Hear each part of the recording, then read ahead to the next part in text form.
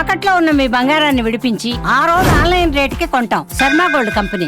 భారతదేశంలో 2004 డిసెంబర్ 26న బంగాళాఖాతంలో సునామీ వచ్చింది. ఈ సునామీ భారత్తో పాటు శ్రీలంక, థాయిలాండ్, ఇండోనేషియా లాంటి దేశాల తీర ప్రాంతాల్లో అతలాకుతలం చేసింది. సరిగ్గా 20 ఏళ్ల తర్వాత మరోసారి అలాంటి ముప్పు పొంచి ఉందా అన్న భయాందోళనలు నెలకొంటున్నాయి. ఎందుకంటే తమిళనాడు తీర ప్రాంతంలో మత్స్యకారులకు దొరికిన ఓ అరుదైన చేప ఇప్పుడు తీర ప్రాంత వాసుల్లో కల్లోలం రేపుతోంది.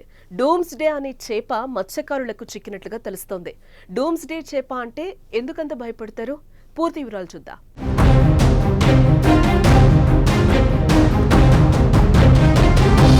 సముద్ర గర్భంలో ఎన్నో రకాల జీవరాశులు జీవిస్తూ ఉంటాయి. అందులో అరుదైన చేప జాతులు ఎన్నో. కొన్నిసార్లు తీరానికి సమీపంగా వచ్చినప్పుడు లేక జాలర్ల వలలకు చిక్కినప్పుడు వింత చేపలు, ఇతర జలచర జీవులు చూసి ఆశ్చర్యపోతూ ఉంటారు. సముద్రంలో చేపల వేటకు వెళ్లిన తమిళనాడు జాలర్లకు ఓ అరుదైన జాతి వింత చేప వలలో చిక్కింది. జాలర్లకు చిక్కిన దాదాపు 20 అడుగుల పొడవున్న ఈ వింత చేప డూమ్స్ డే ఫిష్ జాతి చేపగా గుర్తించారు. పొడవైన శరీరంతో మెరిసే పొలుసులు కలిగిన డూమ్స్ డే ఫిష్ లోతైన సముద్ర జీవి. ఈ చేప ఒడ్డుకు రావడం అంటే సునామీ హెచ్చరికలే అని అంటున్నారు.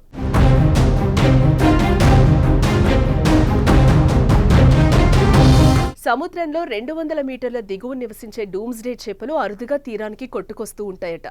తస్మానియా, న్యూజిలాండ్లోని డునెడిన్, క్రైస్ట్ చర్చ్ సమీపంలో 3 ఓర్ ఫిష్లు కనిపించాయి. నవంబర్లో కాలిఫోర్నియా బీచ్లో, ఫిబ్రవరిలో మెక్సికోలో, పసిఫిక్ తీరంలో, ఇటీవల ఆస్ట్రేలియా తీరంలోకి కొట్టుకొని వచ్చాయి. ఈ చేపలు ఒడ్డుకు కొట్టుకొస్తున్నాయంటే ఖచ్చితంగా ఏదో ప్రళయానికి సంకేతమే అని అంటున్నారు.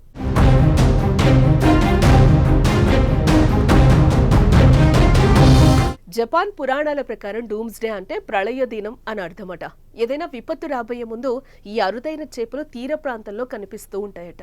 Messenger of the sea God గా దీన్ని జపనీయులు భావిస్తూ ఉంటారు. ఇలాంటి చేప తీర ప్రాంతానికి కొట్టుకొచ్చిందంటే అక్కడి ప్రజలు సునామీ వస్తుందన్న భయంతో వణికిపోతారు.